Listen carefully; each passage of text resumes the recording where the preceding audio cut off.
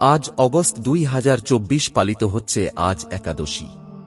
এই উপবাস পালন করলে সমস্ত পাপ থেকে মুক্তি পাওয়া যায় বলে প্রচলিত বিশ্বাস। আজ আমরা জেনে নেব অজ একাদশীর ব্রতকথা। ভাদ্র মাসের কৃষ্ণপক্ষের একাদশী তিথি আজ একাদশী নামে পরিচিত।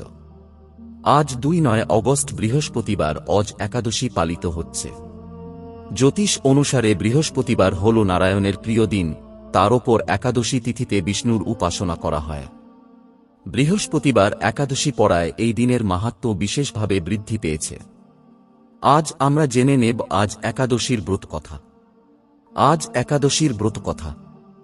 যুধিষ্ঠির একবার কৃষ্ণকে বলেন, জনার্দন, ভাদ্র মাসের কৃষ্ণপক্ষে কোন একাদশী পালিত হয় ও কি তার কাহিনী? শ্রীকৃষ্ণ উত্তরে বলেন, হে রাজা, মন দিয়ে শোনো। ভাদ্র মাসের কৃষ্ণপক্ষের একাদশী তিথি অজ নামে পরিচিত। এই একাদশী পালন করলে সব পাপ থেকে মুক্তি পাওয়া যায়।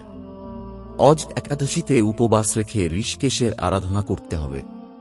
অতীতে হরিশ্চন্দ্র নামে এক বিখ্যাত রাজা ছিলেন। তিনি ছিলেন অত্যন্ত সত্যবাদী, কিন্তু একবার নিজের কর্মফল ভোগ করতে তাঁকে রাজ্য হারাতে হয়। সেই সময় রাজা হরিশ্চন্দ্র বাধ্য হন তাঁর স্ত্রী ও পুত্রকে বিক্রি করে দিতে।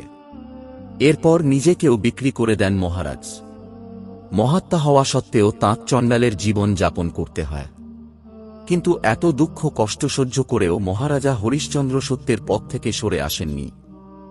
এইভাবে চণ্ডাল হিসেবে দাসত্ব করে তিনি বহু বছর কাটিয়ে দেন। তিনি ভাবতে থাকেন, আমি কোথায় যাব, কিভাবে এই দাসত্ব থেকে মুক্তি পাব? এই চিন্তা করতে করতে তিনি দুঃখের সাগরে ডুবে যান। রাজাকে কষ্ট পেতে দেখে মহর্ষি গৌতম তাঁর কাছে আসেন। মহর্ষিকে দেখে হরিশ্চন্দ্র তাঁকে প্রণাম করেন ও নিজের দুঃখের কাহিনী নিবেদন করেন। রাজার কথা শুনে গৌতম বলেন, ভাদ্র মাসের কৃষ্ণপক্ষের একাদশীতে উপবাস পালন করো ও সারা রাত জেগে থাকো, তাহলে তুমি সব পাপ থেকে মুক্তি পাবে। এর 7 দিন পরেই ছিল অজ একাদশী। এই কথা শুনে রাজা হরিশ্চন্দ্র অজ একাদশী পালন করেন। একাদশীর পুণ্যফলে তাঁর সমস্ত দুঃখ দূর হয়, স্ত্রী ও পুত্রকে ফিরে পান এবং নিজের রাজ্য ফিরে পান। তখন আকাশ থেকে পুষ্পবৃষ্টি হয় ও চারপাশে শঙ্খধ্বনি হতে থাকে। বহু বছর নির্বিঘ্ন রাজত্ব করার পর আত্মীয় বন্ধুদের নিয়ে তিনি স্বর্গে গমন করেন। বলা হয়ে থাকে, অজ একাদশীর ব্রতকথা পাঠ করলে অশ্বমেধ